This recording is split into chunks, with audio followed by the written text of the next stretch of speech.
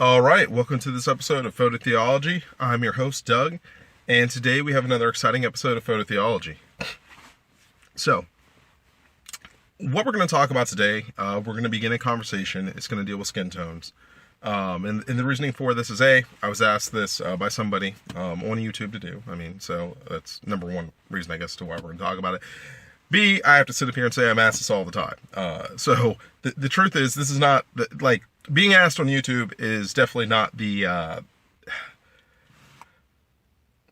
is not the foundation to having this topic by any means. But I would simply say it is effectively the catalyst. In other words, someone comes out and just asks, I'm like, you know what? Why not sit up here and actually do a topic on this? Now, this topic may turn into a multi-segment topic, and I got to point that out. And the reasoning for it is, I've tried it a couple times talking about this, and I realize I can't cram it into one episode. And the reasoning for it is, when you talk about skin tones, it is a very lengthy conversation. I don't think it's complicated. I just think it's lengthy.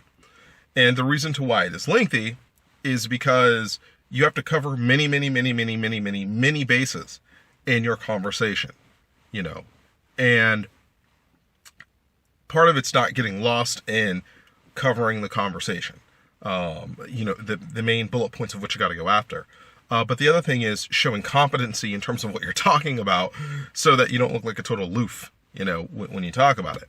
Because when it comes to skin tones, that's what, in many respects, if you're talking portraiture, makes and breaks cameras, and makes and breaks camera systems. And, after you really get to understand skin tones and how they work for, different manufacturers versus the subject matter that you're trying to shoot, you find out that there are certain cameras you just can't use. You can't use them, But the first thing that you have to understand is you have to understand subject matter. And you have to understand the whole idea behind subject matter, and how the subject matter presents itself, or how, more importantly, it wants to be presented when you are, photographing it from, the standpoint of skin tones. And that's the baseline of where you have to start. It is. Now, this is the topic where I would say, or the part of the topic where a lot of people will feel uncomfortable. And I've learned this throughout my years of photography, and definitely throughout my years of digital imagery, that people sometimes are not as comfortable talking about, human subject matter as they are other subject matters. And, there are reasons for it. The biggest thing about skin tones is it's political correctness. It is political correctness. You have to understand that when you talk about skin tones, you are going to have to cut against the grain of political correctness. In other words, what actually sounds, politically correct to say versus what doesn't. And why you're saying what you're saying, and how that can be, misconstrued, or it can be, I guess you could say, just misinterpreted. Because some people tend to be very, how shall we say, sensitive when it comes to the subject matter. Now, when it comes to me and political correctness, I'm just a guy who doesn't care. All right, I don't. Now, I might have an advantage in the fact of not needing to care because, I'm black. I don't know. That could be it. But it's not realistically that. That's not why I don't care. The reason why I don't care is because you have the right to have your feelings hurt if you want them to be hurt. That's your right. In other words, I'm not going to sit up here and try to control how people feel about certain situations. If they want to be hurt about a given situation, then they can be hurt about that situation. I've always lived by the idea that, the truth is a brutal thing. Get over it. But when you're talking about, skin tones specifically in human subject matter, you really do have to look at, the political correctness and the non-political correctness aspects of things. Because if you don't look at those things, you will never advance in terms of dealing with skin tones. Now, I will say prior to this audio, I tried doing this a couple of different ways. And the fact is, it's just not me. I don't want to talk about it like that. So I'm going to talk about it in the way that I really would go about normally talking about it, which is the way I'm going to talk about it right now. So the first thing that you have to understand when you talk about skin tones is you have to understand subject matter. Okay, and what is that subject matter going after? You know, we live in a culture where it's basically like a Chinese fire drill, you know, when it comes to skin tone specifically. All right, you live in a culture where Caucasians always want to get darker, where black people always want to get lighter, and so on and so forth. That's just how it works, you know. And anybody who would want to refute that basic premise of what I just told you will never, ever understand how to accurately reduplicate skin tones. They will never be able to do it. Because when it comes to reduplicating skin tones, there are two ways in which you got to look at it. Way number one is accurate representation of the skin tone. Way number two is the intended representation of the skin tone. Those are two totally different things. Two completely, totally different things. So let us start off with some good dose of reality here. And I'm going to start off with, I want to say, the whole Caucasian end of things. All right. So when you're looking at cameras and when you're looking at photographing, you know, one of the greater challenges that you tend to have is nailing down that purity, you know, of what your skin tone is. And by purity, I mean the tone. You know, you're nailing down the tone, but also within the purity, you're nailing down the texture. Now, when I use the term purity here, don't sit up here and equate it with the fact that I said, let's start with the Caucasian first. Okay, that's not, there's no reason to equate it with that.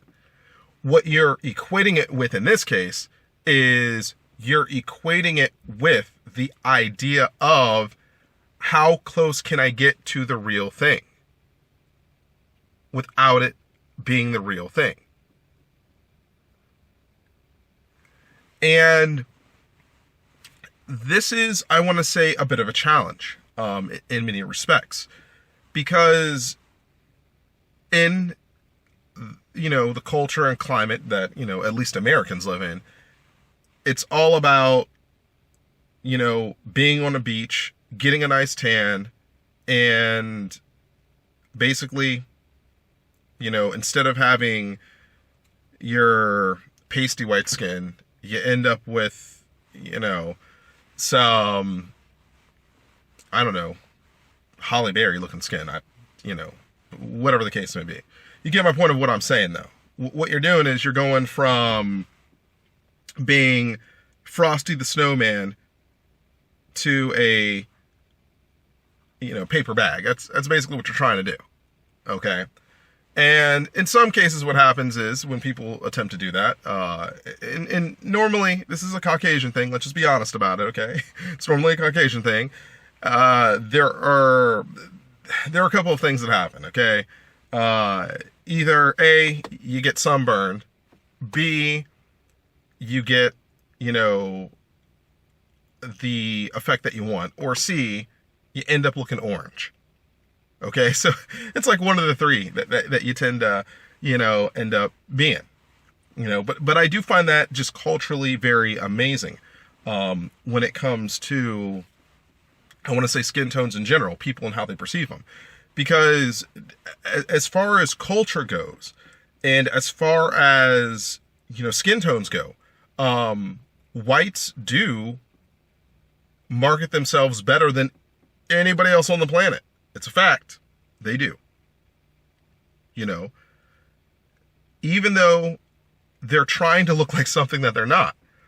Ultimately, what happens on the wraparound of it is You have on the opposite end of the spectrum, blacks trying to look like whites. That's what you have. Okay? Now, I could basically nail this down in many forms. And keep in mind, I'm a black man telling you this as we're having this conversation here. So it's not like I'm making any of this stuff up. All right? Well, I guess I could be, but I'm not. Okay? And here are the things that I'm going to point out to you. Okay? That you got to keep in mind. You look at how black women do their hair. Okay? They artificially suppress their hair so it's straight and so that it's long. Usually anyways, in the way that white women have their hair. Now, as far as making it straight, it's called a perm. As far as making it long, it's called a weave. All right, that's just how it works. But blacks will do other things too when it comes to, basically trying to assimilate into white culture, such as bleaching their skin, trying to get lighter, getting eye contacts, so on and so forth. Okay, so you have to understand when you talk about skin tones here, there are two ways to look at skin tones. There is an organic way to look at them, okay, which is, okay, I see this person here, and I'm trying to get the best representation of who they are. But then there is the artificial way to look at it, which is, I see this person here, and this is what they want to look like. Those are two different things. So when you're dealing with subject matter, you have to look at it from the marketing perspective. That's what you got to do. So if I'm a photographer and if I'm wanting greater clientele in the area that I live in, and I'm doing portraiture and I'm, in a quandary of skin tones, like how do I get better skin tones and stuff like that? Well, does better skin tones actually mean that I need to turn, the Irish pasty white girl into the girl in a bikini on a beach? With the copper dime suntan. Is that what I got to do? Or does it mean that I need to, have that level of, accuracy, that level of, we'll say, emotion in terms of a, in terms of a newborn shoot or something like that? Like in terms of like, what are you going after, I should say. What are you going after in terms of your market? Or what is your subject matter and what does it represent? The reason why these things are important when you talk about skin tones is because they're just completely different markets. If you're talking about newborns, if you're talking about your family photos and things like that, those things tend to be more organic in nature. That's what they tend to be. And they tend to be, very, very, how shall I say, very authentic to what you try to, you essentially try to post-process. Where when you're talking more commercial, you're talking less organic. And you're talking, for the sake of the conversation at least, you're talking about something that's highly more artificial. And with that in mind, what may work for you in one arena may not work for you in another arena. So like if you end up in a situation where a girl hires you to do a photo shoot, and let's say it's, it's a younger girl. And again, we go back to the whole Caucasian thing, and, she spends her time tanning, and you obviously see that. But idealistically, although she's got a tan on her, she wants to look like a lunch paper bag. You got to keep that in mind in terms of how are these skin tones really going to turn out? And what I mean by that is not so much how your camera's going to take the picture, more or less of how is she going to perceive it? So the first thing that you got to do when you deal with skin tones is you got to, actually talk about the kind of subject matter that is intended as the end result. You got to know those things, and in some cases, if you're high enough on the totem pole, what happens is you don't have to have that conversation. Like, people come to you and they just feel that you're going to know the best, and then that's going to be that, and your work speaks for itself. In other cases, if you're starting out or if you're unsure, you want to know exactly what they're going after so you can obviously hit the point. Now, with the two scenarios that I just gave you right there, people knowing your work and just saying that you know the best, if you market yourself off of exaggerated skin tones when it comes to portraiture, like, in other words, you do more of a, shall we call it a dynamic, a dynamic or artificially dynamic, a presentation of skin tone versus a more authentic, organic form of skin tone. If you market yourself off of the artificial dynamic aspect of things, then those are the people who you're more than likely going to attract a good, shall we say, 70% of the time. That's what you should expect. Now, that still leaves the 30% that look at your stuff like it, but they don't want that. But they want you as the photographer. And we'll get into that stuff here in a little bit. But if you market yourself one way, then you should expect 70%, just the bulk of your base to want to have something in that particular fashion. You should expect that. In the same way that if you go for something that's more organic and authentic, then you should expect that should be the 70% of the base that you're going to deal with there. So sometimes it's not always about accuracy. It isn't. You have to look at the culture that you're in, okay, which in the culture that I live in, it's just like I told you, it's white people who want to look more like they're black, and then black people who want to look more like they're white. That's what it is. No ands, no ifs, no buts about that.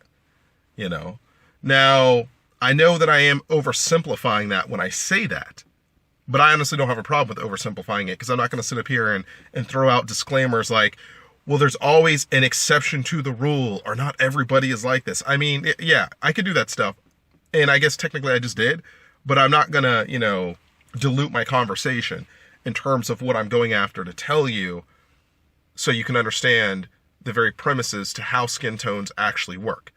Because it is all about two avenues that you have. One is organic and authentic. The other one is artificial and dynamic. Those are the two that you have. There is no in between. It's either it's real or it's not real. But it also comes down to how the subject matter sees itself. In other words, people are very vain individuals in many respects. You watch the news, and there was a lady who was working for the NAACP who said that she was black when it turned out she was white. By all accounts. Now, I honestly don't have a problem with that.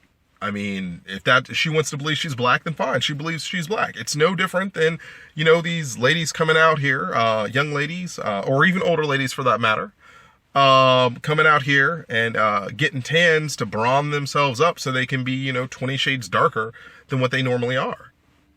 What I found more ironic is the fact that they fired her when they found out she was white. Because I thought that, last time I checked, if you were all about equality, then it wouldn't make sense that you wouldn't allow a white person to work for your company just because of the color of their skin. I don't know, that could just be me, but I'll leave that there. But it's a true story, by the way, what I just told you there. but yeah, when you're looking at skin tones, you got to understand that there's always the organic, and then there's always the dynamic, which is essentially artificial, which is essentially fake, which is essentially full of crap. That's what it is. But it doesn't mean it doesn't make for a nice picture. More importantly, it comes down to how do you want to get paid. That's what it does. So you got to think about your skin tones in terms of, revenue streams. If you want to have something that's more authentic, then obviously you talk about the newborns. You may talk about family. You may talk about senior pictures and stuff like that. That's what you talk about. But when you start talking about having something that's artificial and is dynamic, you start talking about like nightclubs and you talk about modeling and you talk about commercial and all that other stuff. Now, I also got to point out, it doesn't mean that you can't intersect the two. You can definitely do it. Heaven knows I have. Okay. You can intersect the two. So you can have an overlapping. You can have a person who says, I want to do modeling, and the type of modeling that they do and organic, one that is authentic, is authentic. I can't say it. Anyways, one that is true to form. Okay, I'm tripping over my words now. But one that is true to form in terms of its skin tones and whatnot, is the preferred. Okay, so you take, for example, something that would be more commercial, but it would be more, shall we say, gothic in nature. Okay, it would be more gothic in nature in terms of the actual shoot that you're doing, where the whole point is to have, the paler white skin play off of the, raven black hair. Like that whole kind of setup, And then obviously, authenticity, having the organic aspect of it, is more important than trying to go after, a dynamic skin tone that is artificial. So, modeling and commercial can cut both ways. It really can. But you really have to accept your subject matter for what it is. You have to, because if you can't do that, then you're really not going to hit the end results of what you need to hit. And the other thing that you have to keep in mind is not every single, photo that you're going to go after, okay? Not every single image that you're going to capture is going to be under your edict. Because in the end, you got to look at the revenue stream thing that I just mentioned, okay? Which was, if you want to be a photographer, let's say that you want to be a photographer, and let's say that you want to do, senior pictures and stuff like that. But as you begin to do your senior pictures and your little baby pictures and your newborns and all that fun stuff, you find that there's another revenue stream for you. Simply because you obviously have seniors that go into, in some cases, more of a commercial realm of, modeling and stuff like that. And this, I see this all the time. And what happens is you then have a shift in terms of your clientele, meaning that mom and dad wanted it this way when you were doing the senior shots, okay? But now that you're doing commercial, the daughter wants it this way. Now, you may have been on board with what mom and dad were going after with the, organic, authentic form of skin tone in terms of the portraiture that you were doing. But then when you get to the commercial stuff, you're looking at what she's talking about and you're like, no. This isn't what I want to be about. This is not what I'm doing. This is not even true. But what she's seeing, what she's understanding is, listen, look at all these girls in the centerfold. Look at how they look. Look at the tone of their skin. This is what's glamorous. This is what I want to be. This is what I want you to present me as. And that's the thing when it comes to skin tones. Part of it is an authenticity, but part of it is what does the subject matter want to be presented as? And you have to understand the differences in those given arenas. Because if you don't understand the differences in those given arenas, then you're always gonna have that underlining, hesitation and potential disappointment. So you really do have to be able to decipher in your subject matter, what is going to be best. Is it more of a organic, authentic way of doing it? Or is it more of a artificial yet dynamic way of going about things? So you have that.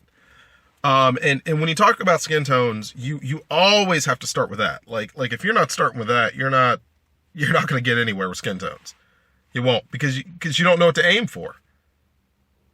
Like, seriously, how can you sit up here and look for skin tones? Look to have a workflow, I should say.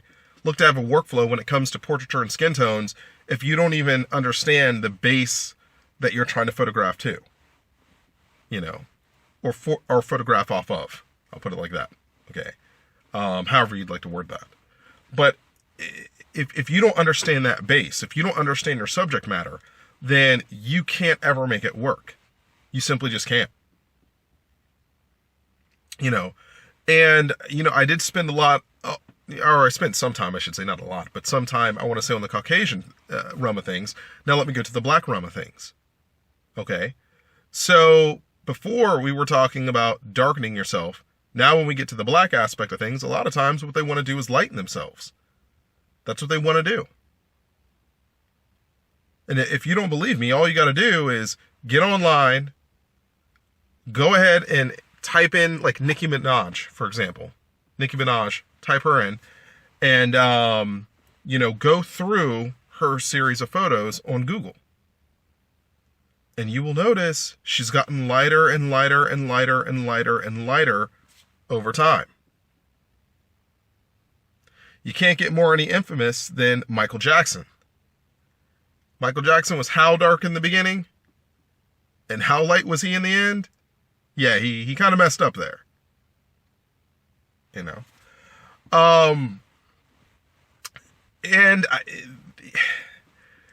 are other artists that you can look at. Rihanna would be one. You can look at her. She was darker in the beginning, got lighter over time. She might be darker now, I don't know. But within the, shall we say, black community, there is this perception of if you are going to be beautiful, then you have to be light-skinned. That's how it works. It's the truth. And that's why you see so many black men run after lighter skinned black women, is because they associate that with the marketing of what is to be beautiful. And that's why you see black women that try to artificially enhance themselves to become, in many respects, lighter in nature. Now, okay, again, this is the whole political correctness thing, all right? This is the whole political correctness thing. And you might ask yourself, well, how does that play out in photography, and why should that really matter? Okay, and let me just give you a quick scenario on how this plays out. So, you talk about, for example, flashes, reflectors, and the ability to cast lights, a light source on a subject. Okay, you talk about the ability to cast light, a light source on a subject, and how that reaction plays out. You do that to a person who's going to be white, and in many respects, if they have fair skin, what happens? You end up blowing out their skin tone. That's what happens. When you do it to a black person, what happens is they go from being Eddie Murphy in terms of skin tone to, shall we say, more of a, Beyonce in terms of skin tone. So in other words, when you talk about the Crayola Crown box, and its numbers that it's given, you go from being like number, 64 to number 48. But for whatever awkward reason, that is considered to be acceptable. That's just how it is. They just consider it to be acceptable.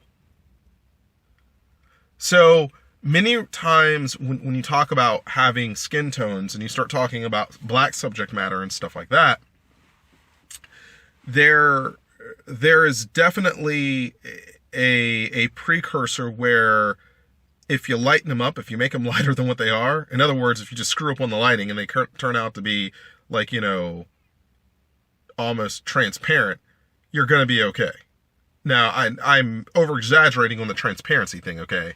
You can't make them that light. But if you make them lighter, they tend to be all right with that. Now, there is a third wheel to this, okay? And let's talk about the proverbial, third wheel, all right? Which is, you then talk about your interracial, okay? Meaning your black and white couple. So, we talk about skin tones. Yeah, let's talk about some skin tones now, all right? Let's talk about some skin tones and how this works out. All right, so remember what I said before. Typically, when you talk about portraiture and when you're talking about whites, there are two main portraiture classes that you have, which are the organic, and then you have the artificial or the dynamic. That's what you have. The organic or dynamic, we'll just call it that for now. When you deal with blacks, again, it's the same thing, except that it's essentially an inverse of itself. So blacks try to get lighter, whites try to get darker when it comes to the dynamic portion of things. Well, when you put them together, what do you get? Okay.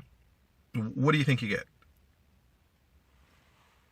If you put a black and white couple together and you say, okay, what are we going after more? The organic, or are we going more after the dynamic? Well, things change at that point when you talk about skin tones and composition and contrast. And the reason for it is because skin tones are no longer just skin tones in the sense of being skin tones, but skin tones work as a defining contrast within your subject matter, no matter what the composition layout's going to be. If you have an interracial couple, you always have to keep in mind that your dynamic is actually going to be the organic. That's what's going to happen there. So the whole point is, when you talk about interracial couples and you talk about skin tones, what you're actually talking about is you're talking about authenticity.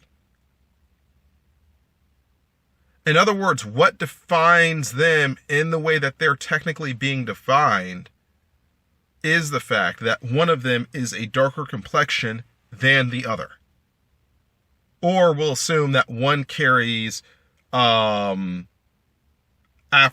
features, just for the sake of the conversation, and the other one carries Caucasian features. But that authenticity, in terms of tone, in terms of texture, in terms of the contrast that will be played off of one another, that is the brilliance that they're looking for.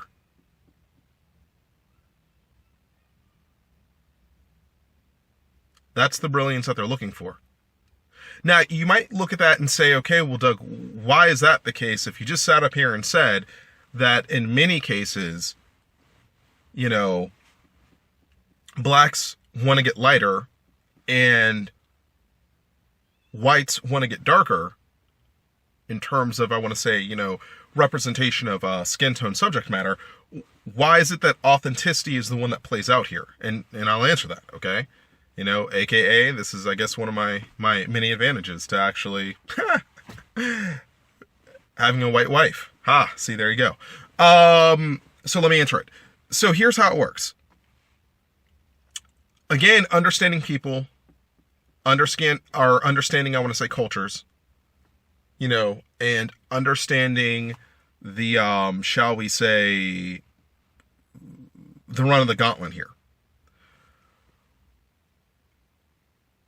When you look at an interracial couple, and when you're looking at skin tones, the reason why it's the authenticity play, in other words, it's not dynamic, it's not artificial, is because those two are attracted to each other for their natural given features. That's what it is. In other words, the white half in the relationship likes the afro given features that the dark half has, and the dark half in the relationship likes the, Scandinavian given features that the white half has. So you don't have a, shall I say, you don't have a artificial dynamic play that really will represent itself in that given scenario. You don't have that. Because the whole point is that, like, when you're talking about a couple, in that given dynamic, all right, meaning that you have, a darker contrast playing off of a wider contrast in terms of subject matter, in terms of the actual, overall, shall we say, dynamic composition of what you'd be going after, in relation to skin tones, and the like. What happens is there's an acceptance, and it's polar opposites of the extreme. Think of it like that. It'd be like polar opposites of the extreme. That you're looking at two individuals, and the two individuals are not looking at themselves, but they're looking at each other. And they're saying, hey, I like the way you look in this photo. But the key thing is the you part. It's the you. It's not, I like the way I look in this photo. It's the way, I like the way you look in this photo. So in other words, the white half is looking at the black half, and the black half is looking at the white half. That's how it works. Now, I want to throw out a disclaimer here. Okay, now we get to the disclaimer part. Okay, of what I'd be talking about here when it comes to skin tones and understanding skin tones. All right, here is the disclaimer. All right.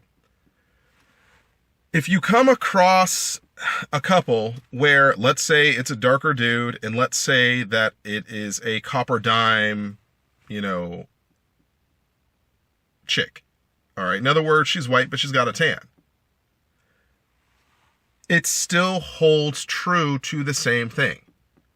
In other words, the darker dude is not trying to have the copper dime chick go 20 shades darker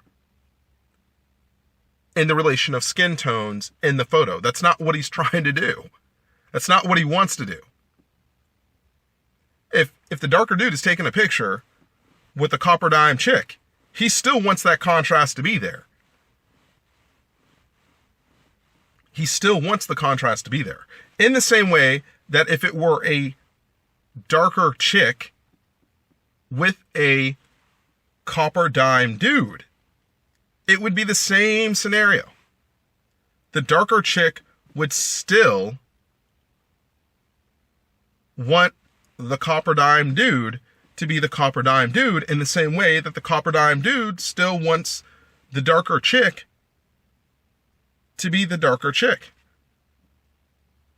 So in other words, when you're talking about interracial couples, all right, white chocolate stays white chocolate, dark chocolate stays dark chocolate the whole time.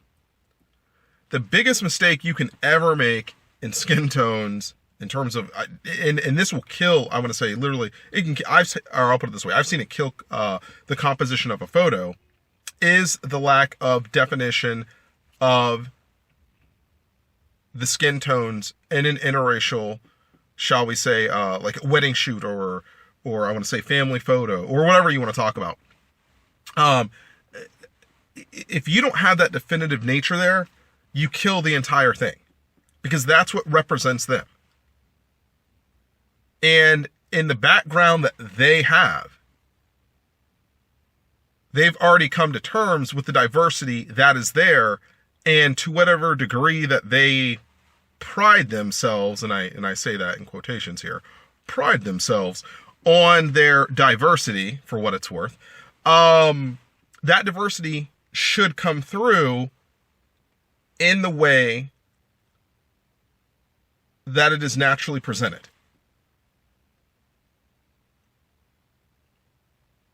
So for when we're talking about skin tones, for when we're talking about them, it's all about understanding, effectively the subject matter. That's what it is. You got to start with the subject matter. You got to understand what it is, like what you're going after. Are you going after something that is more natural and authentic? And that would play more off of, for example, a newborn shoot, or I want to say family, photo. Are you doing something that's more commercial? Okay, and if you're doing something more commercial, then maybe that's where you get artificial and dynamic, and that's simply based on the concept of, competition, or it's based on the concept of how the subject matter just sees itself within its given competitions, and stuff like that. Or is it a combination of the two? Where you have two polar opposites of complexion, of pigmentation, but that's what creates the artificial dynamic right there. It's the play off of the authenticity. You see how this works? Now, I will tell you this. So when I'm going through the mall sometimes, you always got those photographers there who want to take your picture, right? You do. And I'll go, and just so you guys know, I have like as far as my wife goes, she's like a Germanic, I want to say Irish / French. Yeah, you get the point of how this, where this is going. Okay. That's basically her nationality makeup. Okay. For what it's worth to this conversation. And myself, I would have to say the best way you could look at my skin complexion would be copper dime. Like, I'm like the copper dime, black guy. That's what I am. So I'm definitely not the darkest one of the bunch, but I'm definitely not the lightest one of the bunch either. I'm the copper dime. And what happens is, I'll go through the mall, and you always run into that occasional photographer. And, they'll have like the Nikon or the Canon there, or whatever the case is. And they'll be like, hey, I want to photograph you guys. Would you guys like a shoot, whatever the case may be. And they throw out their packages and all that. And I'll be like, no, thank you. And then of course, they try again. And then I'll be like, listen, I just don't want to do it. And then they'll ask why. And then, of course I've looked at their pictures. And unbeknownst to them, I already know what I'm looking for in the picture, which is, can you accurately present skin tones? And then, of course, I'll look to the side and I'll see the camera brand. And then I'll just flat out tell them. When they ask me the why, I'll flat out tell them, because your camera can't capture us accurately. And, sometimes what will happen is they'll try to dive deeper and go, well, how do you know it can't do this, that, and the other, and so on and so forth. And, I'll just school them right there, right on the spot, and say, listen, this is why you can't shoot me, okay? It's because you're going to make me look orange. You're going to blow her out. And that's basically going to be the end of it. That's what's going to happen. And the reason for it is because you're using a Nikon. Or the reason for it is because you're using a Canon. This is how their imaging processors work. This is how your white balance control is. And even if you use a flash, it is still not going to work because, and then I'll go into X, Y, and Z with it. Okay? This is why you're not going to do those things. Now, if the person were sitting there using a Fuji or a Panasonic, I would think twice. Or if it was an Olympus with a Leica lens to it, I'd be like, okay, fine, yeah, sure, why not? But my point to what I'm telling you guys is I sat up here and just told you all that stuff. This is how I implement it in the real world. Okay? When I'm the subject. All right? I can already tell you when someone comes up to me, I can look at the gear they've got and I can be like, yes and no. You know, and it's as simple as that. It is as simple as that. This is not even an argument to be had. It's not. Because if your whole idea is that you're going to have some camera gear that you spend a lot of money on, you're going to take pictures of people and then try to accurately reduplicate them, you know, make it authentic, but then spend, 5 hours at the computer doing so for, a couple photos, that means you got the wrong gear. And that means you're probably in the wrong business of what you're trying to do. Okay?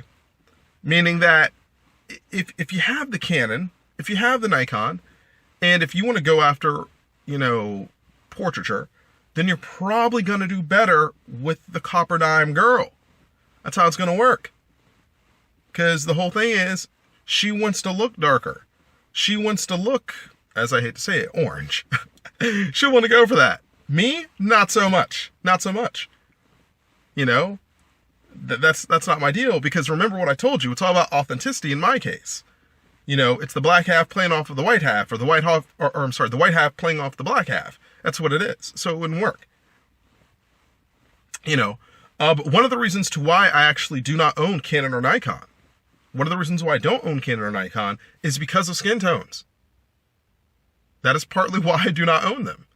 It's actually the first major reason to why I don't own them.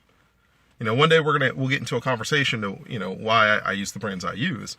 But from the standpoint of skin tones, that is the fundamental reason why I initially never went with the Canon 40D when I wanted to. And the same thing with the Nikon D90. When I thought about buying it, when I was ready to jump into the fray with them, I walked away from it, was because of that. And in the end, with the Canon 40D, I chose the Fuji S100.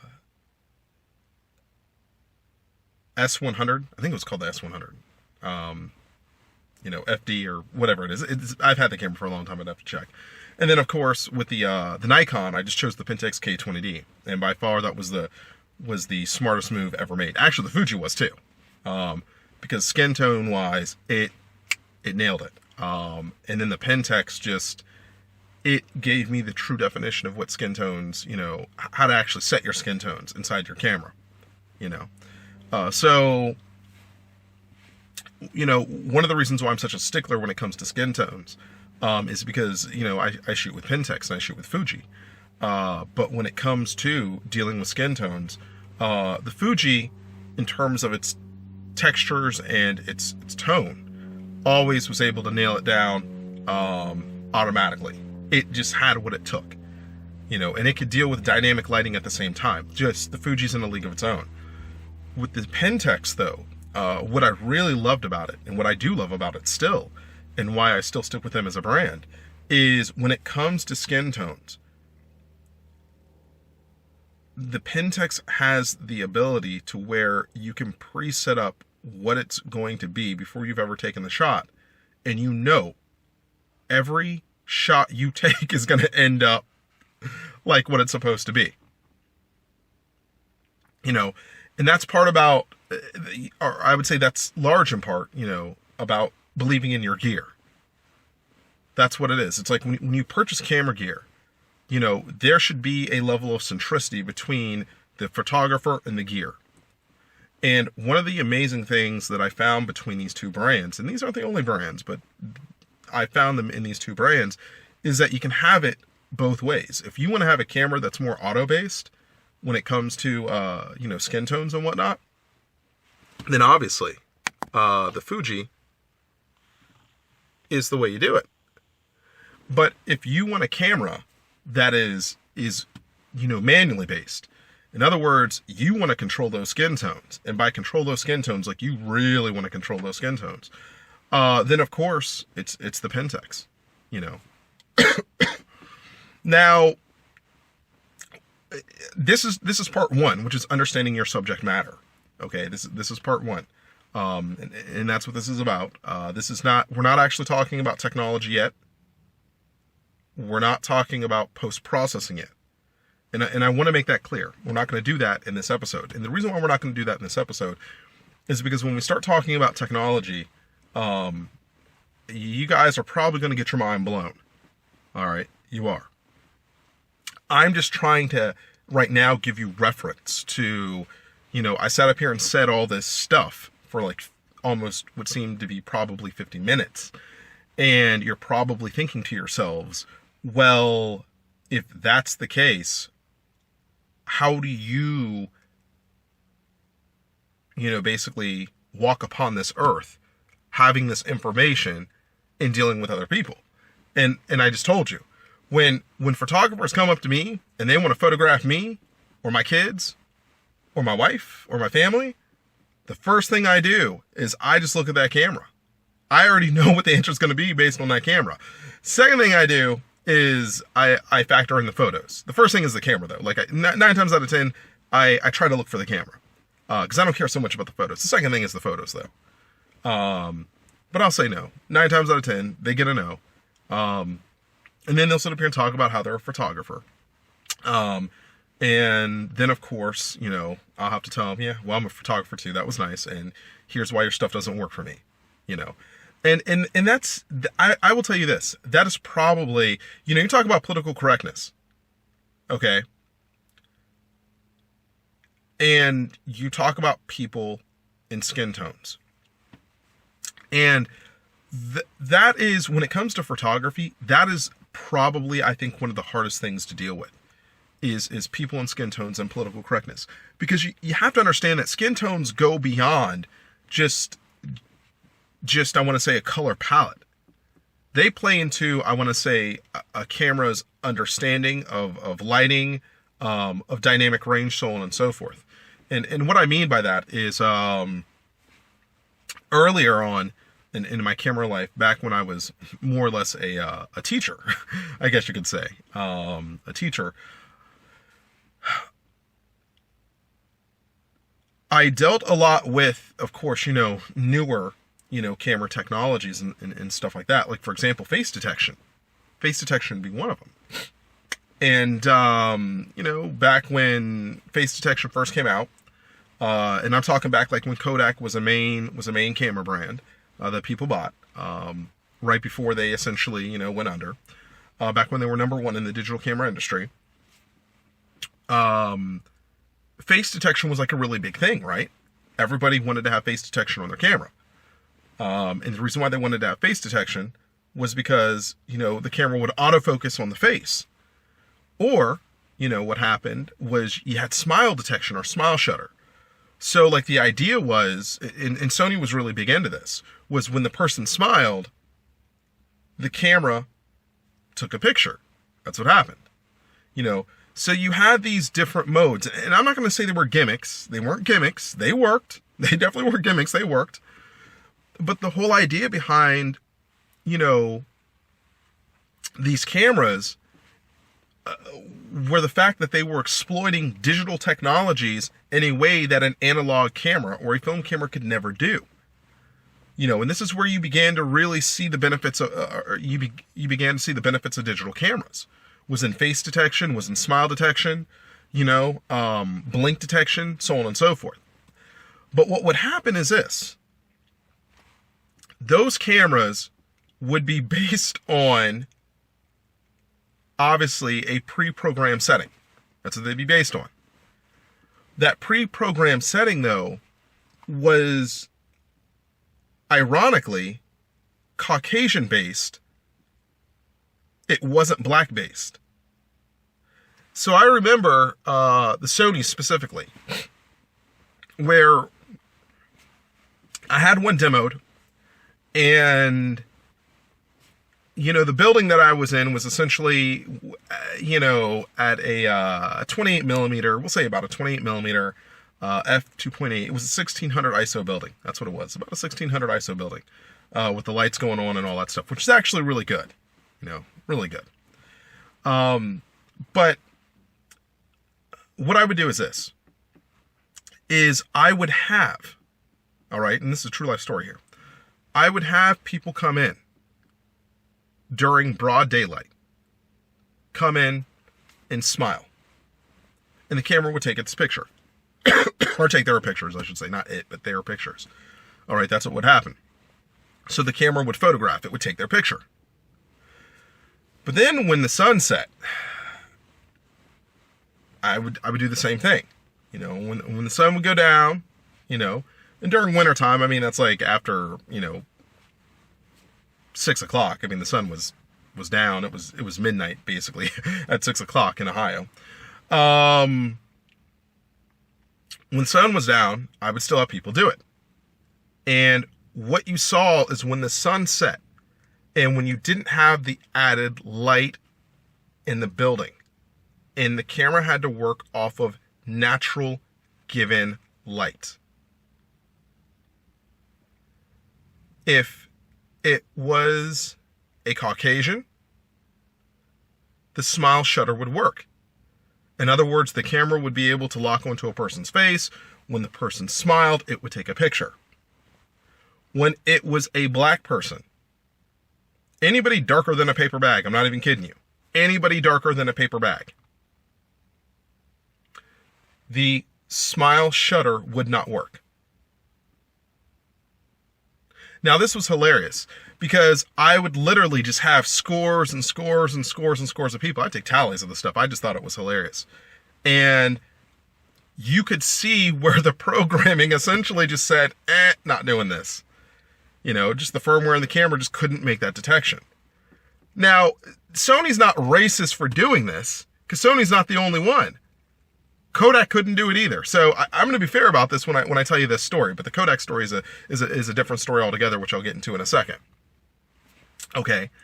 But Sony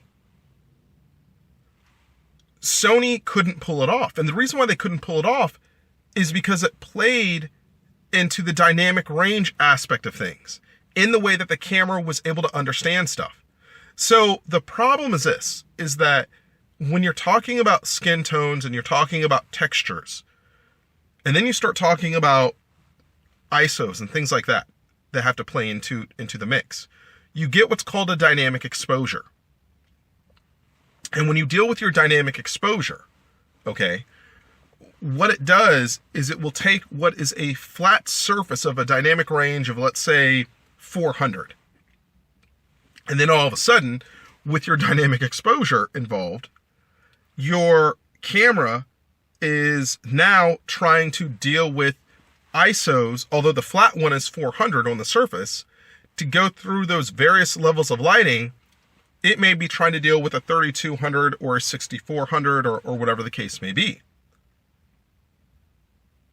In other words, your surface dynamic range / your surface ISO, once when you have to expand it within the same frame, works off of a multiple of like 2 or a 4 or of 8 or whatever it is. It just depends on the programming of the camera. Every camera is different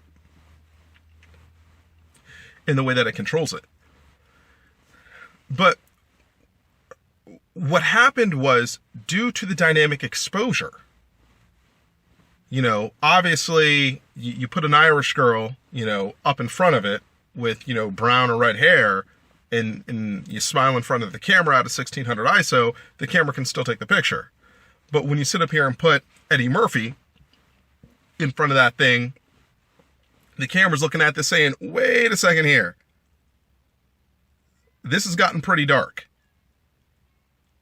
I've got to flex my dynamic range in order to be able to photograph the image. But in flexing my dynamic range, What resources am I pulling from? What resources am I pulling from if I'm flexing my dynamic range? You can't just flex dynamic range out of thin air. That's not how it works with cameras. What you're doing is you're pulling from ISOs. That's what you're doing. And due to the programming at the time of cameras, remember, 3200 was pretty much the limit, okay, of cameras. So if you're in a 1600 ISO building and you got Eddie Murphy that stands in front of that camera and then smiles, the camera says, yeah, not so much, because I need to be probably, if I'm at a 1600 ISO with dynamic exposure, maybe a 6400 ISO is where you would be with a common camera today. And I'm talking an SLR, in fact. So that's why it can't take the shot. Again, this is when I talk about the whole idea of understanding people and understanding, the marketing of individuals, and then understanding how your gear works for the marketing of individuals. Like I told you, whites always try to get darker, blacks always try to get lighter. And there's a cultural insinuation to that. There definitely is, okay? But beyond the cultural insinuation, there is a real world aspect that plays into it technologically. And you have to be able to deal with the technological premise of the cultural insinuation. Because that cultural insinuation does play into things technologically. But more importantly than that, technology can only go so far. So in reality, when you talk about, a person who would be relatively, again, going back to that whole cradle and crown thing that I had mentioned earlier, number 64, and you're trying to bring them up to 48, you may need to bring them up to 48 so you can just take the damn picture. That's how it works sometimes, as silly as it sounds. But back when, face detection, hit the scene, smile shutter hit the scene, all those things, there was a real discrepancy between having somebody who would be like straight up, native South African trying to take a picture in a 1600 ISO building versus, your Scandinavian trying to do the same thing. Just simply put, in the eyes of a camera, people aren't created equal. Now, the reason why I bring that up is because I had another scenario which always sticks out in my mind, which was a Kodak scenario. So there was a Kodak representative that I knew, and I still know, actually. I know her, and she went to this convention, right? And Kodak was touting its new cameras and its new, face detection and all this other stuff, right? So they were supposed to take pictures, at the table. And basically it was one of those kind of conventions where the lighting, my God, man, the lighting just based on the pictures that I received were poor. But I would have to say it was probably at least a 32. I wouldn't have been surprised if it was like a 6400 ISO, but it couldn't have been a 64, otherwise the camera never would have worked. So we'll say about a 3200 ISO, okay? A 3200 ISO. Now, one might say that the Kodak is naturally going to have a weaker level of performance just based on the fact that its white balancing system back then wasn't necessarily the strongest. And you can factor that into this conversation if you'd like to. But basically what happened was they would each take pictures of each other at the table using the, smile detection, using the smile shutter, slash face detection, slash, blink detection capabilities. Again, it was all about touting why, digital cameras were now superior than film cameras. I mean, this was, again, part of the technology rollout that came. And what happened was, they did their rounds, and she came back to me after the convention was over, and she's like, "Yeah, I've got a question here. I can't figure something out." And she said, I was able to do, this person, this person, this person. And she laid them all out for me, and then she says, yeah, I wasn't able to do this person. And I looked at him, okay, and I saw the guy, and the guy was literally as dark as Eddie Murphy. I'm not kidding around about this. That's why I keep saying Eddie Murphy, or Wesley Snipes, if you want to think of it like that, okay? And she asked me about it, and I'm like, oh, yeah, I know why you can't take a picture of him. It's because he's black. That's why. That's why it's not going to do that. The smile shutter's not going to work because he's black. And she's like, well, what do you mean? And I'm like, here, come over here for a second. So I had one person who was white stand in front of the Sony, again, do the smile shutter thing, okay? And it took the picture. Then I had another person who was about, I would say, Beyonce's complexion. Stand in front of the smile shutter, and it wouldn't work. Then, just to prove my point, I then stood in front of it myself, smiled, it still wouldn't take the picture. And then I told her, listen, think about how dark we are. Now think about how dark this dude is, and now think about what that camera was asked to do. That camera basically sees that guy as pitch black, as night. That's how the camera sees it. And then she began to, she had began to understand exactly where I was coming from with this. And she's like, you know what, Doug, this is why I had to ask you. Because if I'd asked anybody else, they would have sat up here and said that I was crazy, so on and so forth, and all this other stuff. She's like, this is why I can ask you these kind of questions, because it didn't make sense that the camera was able to take pictures of white people, but it wasn't able to take pictures of black people. Now, as we went through this, this scenario, and again, repeatedly, day after day, we would do this, this kind of scenario, it was really just essentially a victim of circumstance. Like, in other words, your subject matter when it comes to skin tones, because your skin tones, in many respects, actually works as the surface defining point of focus when it comes to some cameras. It's all based on your skin tone. In other words, if you have a lighter skin tone, you typically fare better than you do if you have a darker skin tone, especially in lower lit situations.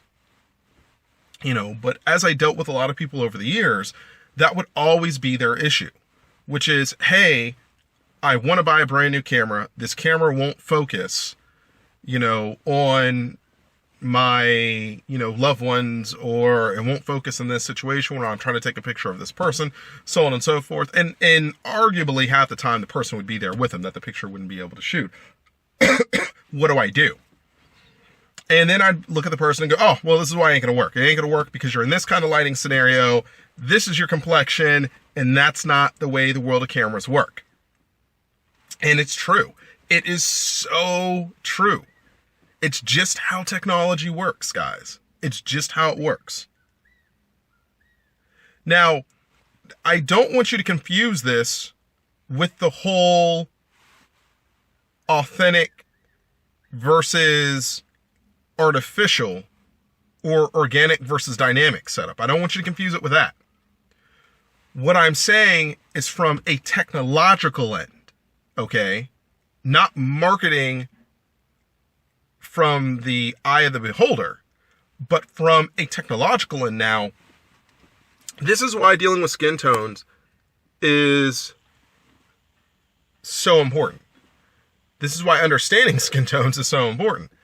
Because you can sit up here and blow a lot of money on a camera thinking that you got something going on, and then you step into that arena, of portraiture, and then you find out this isn't turning out the way I thought it was going to. Now, look, there are always people who are going to lie to themselves, okay? And what I mean by that is this, is that there are people who will run the gauntlet with their photography. They will trip up in every way, shape, or form when it gets to certain people, complexion, so on and so forth, in the way of portraiture. Then they'll simply just lie to themselves and say, hey, it's okay. Or what will happen is they don't know any better, so they think, oh, this is just the way it's supposed to be. And this is what separates me from most people. I look at all brands, I look at their abilities and what they can do. Therefore, I don't have an allegiance to one brand versus another. You know, this is one of the reasons to why I use Fuji, Pentax, occasionally Sony, and occasionally Samsung. 4 different camera brands for different things. Okay? You know, just depends on the application that I'm going after and what makes sense at that given point in time. But I'll tell you this. When you start talking about portraiture, and specifically you're talking about skin tones, you really do, you got to be careful with what you go with. Because if you go with the right stuff, then what happens is you can basically have a real-time workflow.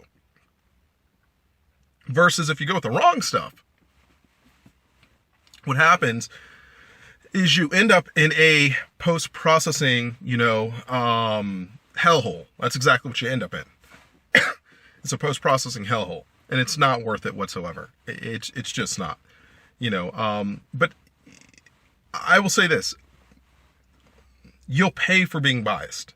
I will tell you that right now. You will pay for being biased. You will be spending hours on the machine trying to figure out what does it take to fix this stuff, and you'll never fix it to your satisfaction.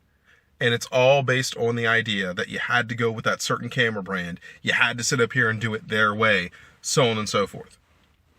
Now, for the next episode, what we're going to do is we're actually going to get into skin tones and technology. We are going to do that. So I just want to make that clear for you guys out there who are actually, listening to this episode. I gave you a little bit of tech stuff, at the very end here. But I had to set the premise of understanding skin tones and subject matter and basically marketing that plays into it as well. You got to understand those things, because if you don't, you're not going to go anywhere. Now, I'm going to drop you guys with some advice here, okay? And here's what it is. For those of you who are going to listen to this, and you're going to think about what I told you. When it comes to the racial component of skin tones, keep that shit to yourself. Don't go out and tell other people about it. Just keep it to yourself, okay? You do yourself a lot of good, all right? And here's the reason why. You can be armed with the knowledge and the understanding. It's not going to be worth a confrontation. It won't be. Because of my skin complexion and because of my racial background, I'm able to go into a situation, pretty much say whatever the hell I want to say, and I'm all right. Okay? I have that benefit. All right? I do. Okay? And believe it or not, usually people who get uneasy about shit are white people. Even though they agree, for whatever weird reason, they feel uncomfortable about it. Okay? But they learn something from it, which is what they like. They like to learn something from it. Don't take this information, try to go out there and be a teacher. It isn't worth it. Don't blow your photography career over, I've got this new understanding of marketing and skin tones and how technology doesn't necessarily play out to certain ethnicities and so on and so forth, and try to be the purveyor of things. Don't do that. Okay? Don't. And here's why. If you already knew what you were talking about in the way of that, you never would have had to have listened to this episode in the first damn place. Number one. Number two, though, okay? Number two, more importantly than that, is that happened in terms of what I've told you. Those events have happened. My understanding of that has happened over essentially a decade of photography. In other words, those are real life experiences that I've lived, that I've learned from, so on and so forth, and that kind of stuff. And also, there was a lot of testing, I'll put it that way to you. There was a lot of testing involved to make sure what I said was actually true. In other words, I don't go around just randomly saying shit just to say shit. I mean, like, I can back up anything I say. Now, just because you hear it, and I'm telling you that it's the truth, which it is the truth, and if you want to take it as the truth, it doesn't mean you still go out and tell people that stuff. You don't necessarily want to do that because you want to use this kind of information for when you're basically about to hit a hurdle. Like, in other words, you're walking into a scenario, okay, you know what your subject matter looks like in terms of individuals. You know what they want to go after, but you know what's going to make sense versus what's not going to make sense based on the given environment that you're in. And that's effectively what you have to deal with here. That's going to make sense versus, not making sense. Okay. So like when I deal with, subject matter, people mainly, in this case for what we're talking about, and I'm looking at a scenario and I'm like, okay, I see that this dude is this dark. I see that the lighting situation is this right here. And I see that she's this over here. What's going to be my smartest way to go about it? Like in other words, and I'll throw it out to you like this. You're in an ISO scenario. And for the luck of the draw, it's like a 3200 ISO scenario. Okay? Some real crummy lighting. You got the white chocolate and you got the dark chocolate there. You got to take the shot.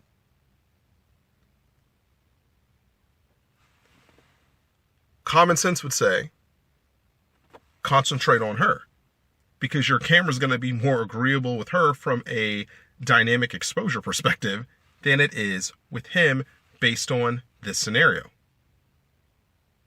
Now we could flip it around. And let's say that it's noontime and that, the sun is blazing down, and, she's decided that she's going to wear all white and she is, for lack of a better term, pasty white. Okay. Then from a focusing perspective, it might be better to go with the dark chocolate on that one. Because you're in a well-lit situation, you've got more dynamic exposure from a focusing perspective with him versus her shallow, in this case, what would be more of a shallow exposure with her. So you can see how it can play both ways, It can definitely play both ways. I merely gave you an example of how dynamic exposure through pigmentation will basically buckle in terms of camera features if your camera just doesn't have what it takes to go from, flexibility point A to flexibility point Z. That was the whole point of telling you about the Kodak and the Sony. But when you start talking about, I want to say, just straight up real world scenarios that are not even done in that kind of scenario, meaning in a building, but more like you're talking outside or just more in a, real world, shooting scenario. And you're faced with these kind of, different situations of skin tones and how you're going to work off them and stuff like that. What you got to be thinking on is if you have a party of two, which one is going to be the better one to work from based on the lighting scenarios that you're given. In a darker lit scenario, obviously, it's going to be the white chocolate. In a well lit scenario, it's probably going to be the dark chocolate. And again, it will depend on, I want to say, clothing and all that other stuff that can play into it, yada, yada, yada, so on and so forth.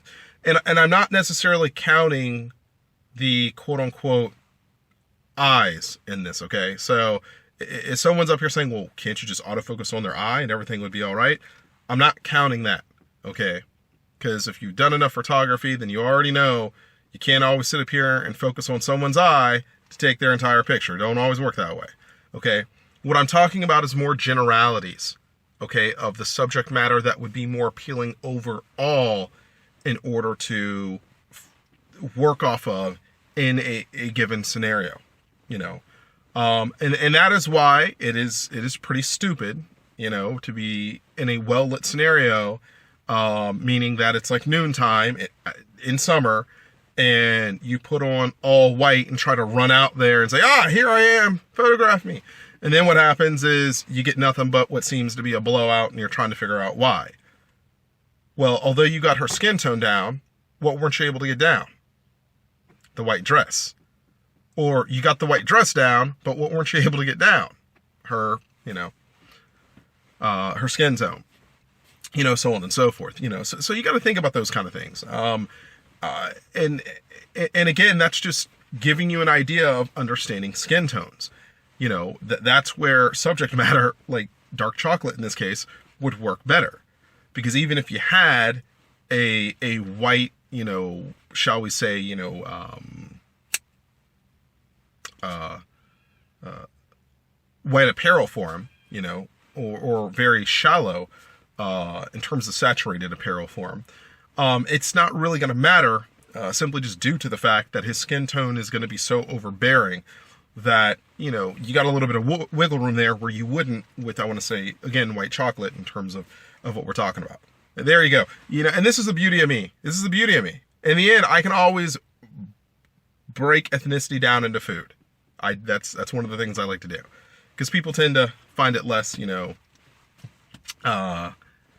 less offensive if you do. Again, I don't care if I offend anybody anyways. I mean, the truth is the damn truth, you know, but there is a certain way to go about it, you know, and again, like I said, before we cut out of here on this episode,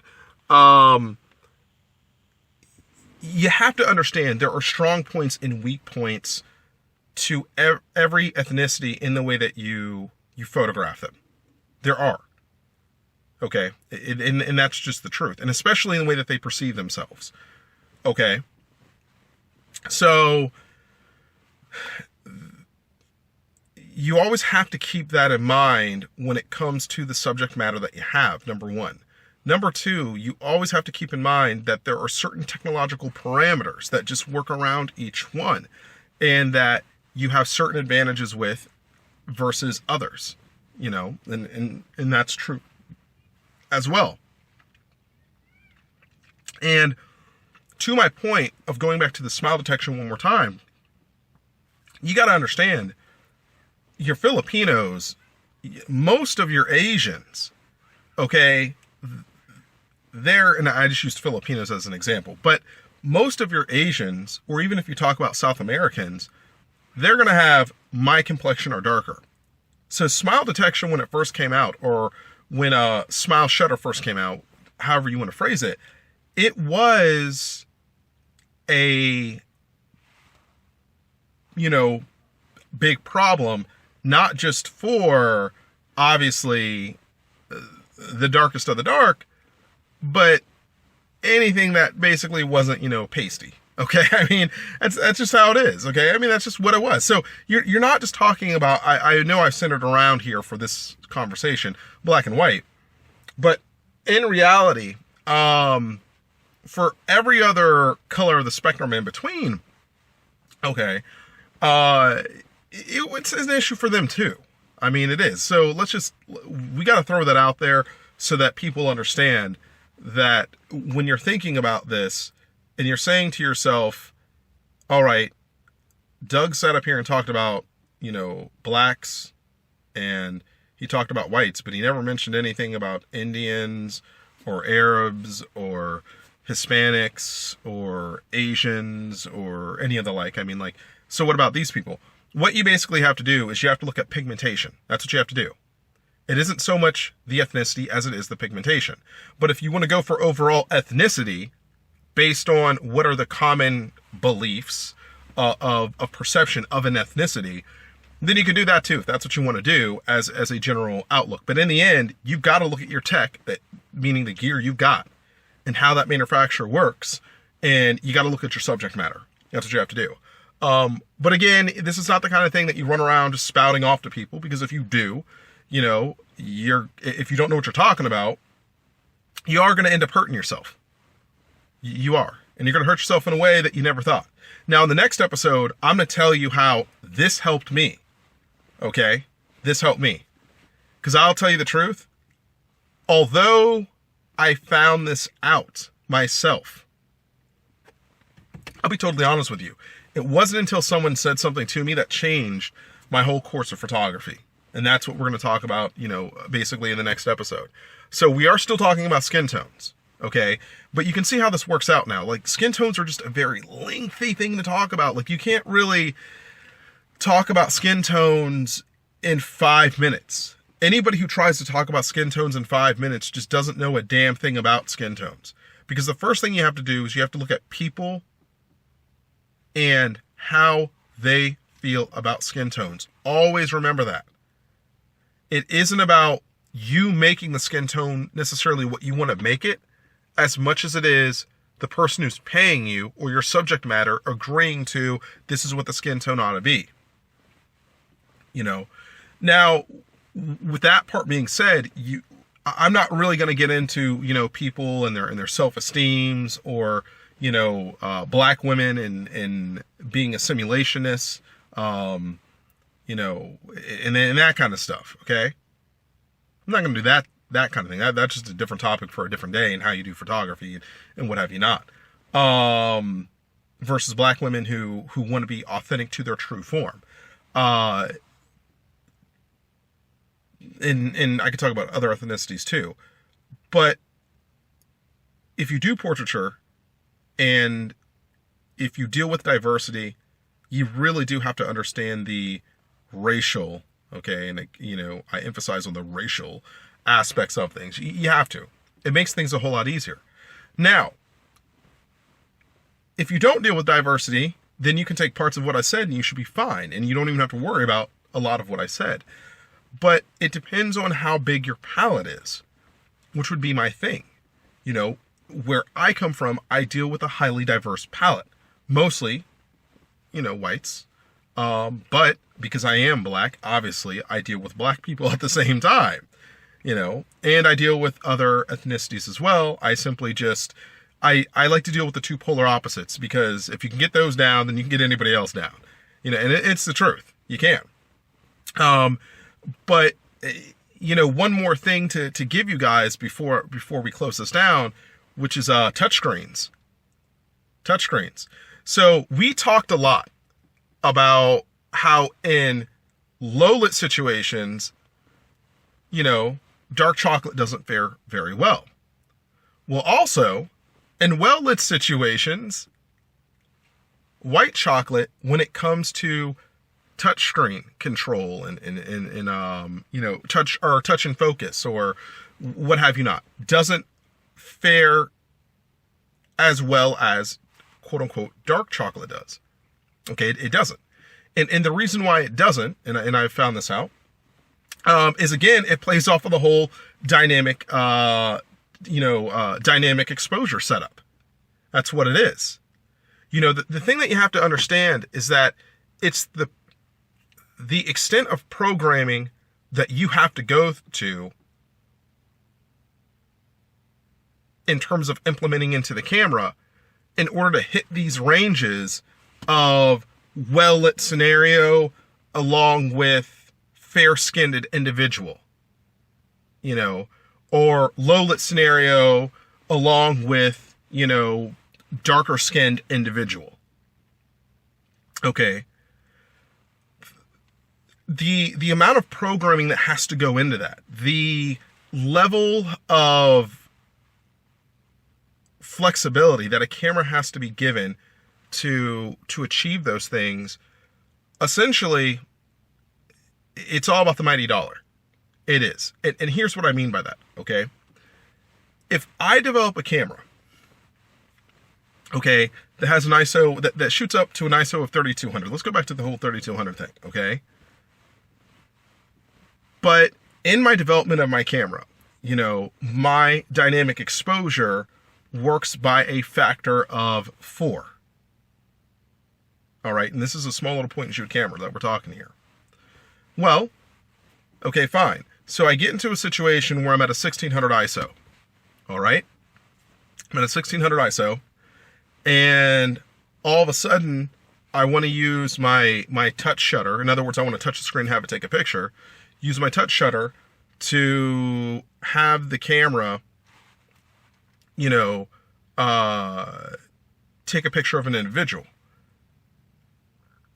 Well, the touch shutter, what does it do? It works off of the dynamic exposure in order to lock on and then, of course, take the picture. Now, if the cutoff point is 32 in terms of ISO range, but my dynamic exposure works off of a factor of 4, then what does that mean? That means that if I touch an area that would be perceived by the camera to be a 64 dynamic exposure versus the surface exposure, which is 1600 in this case, what does that mean for the camera? It means the camera says I can't do this.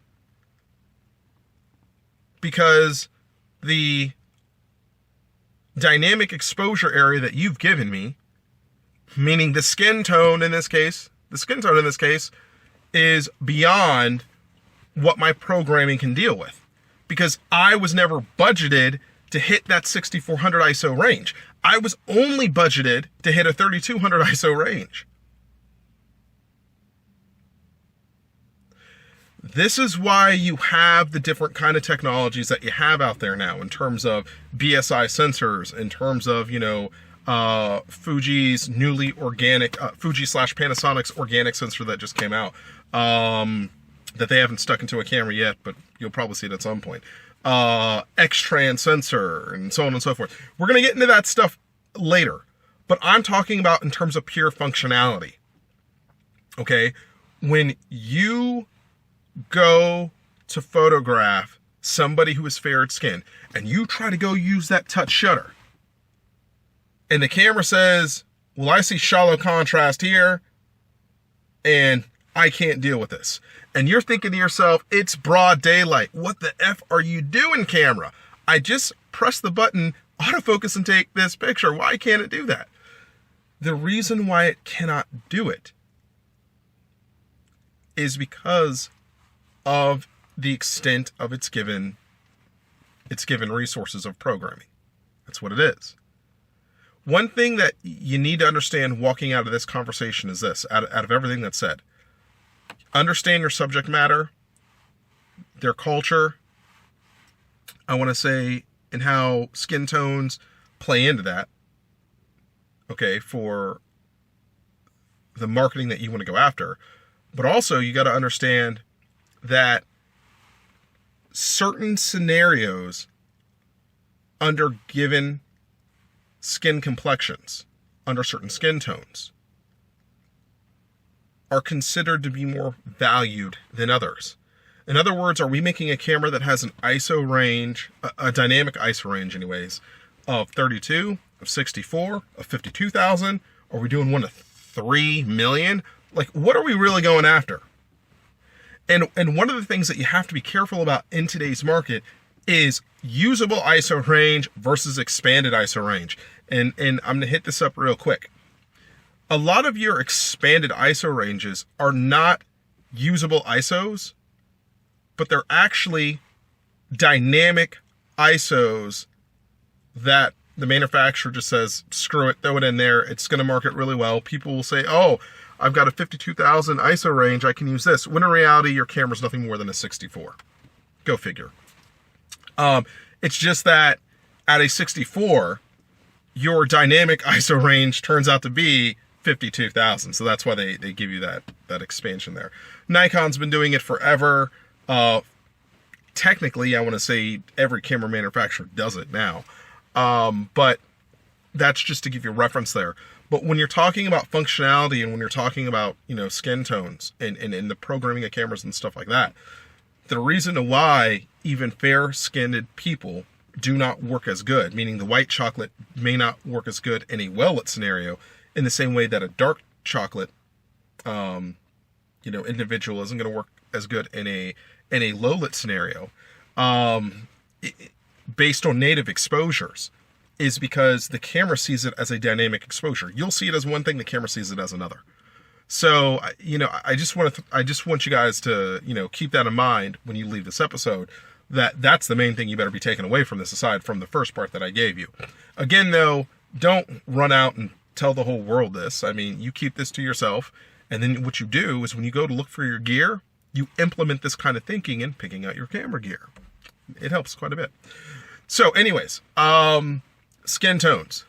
Part 1, this is what you get. Part 2, which we'll go into in the next episode, is technology. How does technology affect skin tones? How does skin tones affect technology? This is where you'll get your mind blown. Okay, you might get your mind blown on this stuff, I don't know. But this is where you get your mind blown, because you're going to find out that a lot of your answers are way more cost effective and way more simple than what you might think. Okay, but anyways, you guys take care. I'll talk to you later. All right, bye-bye.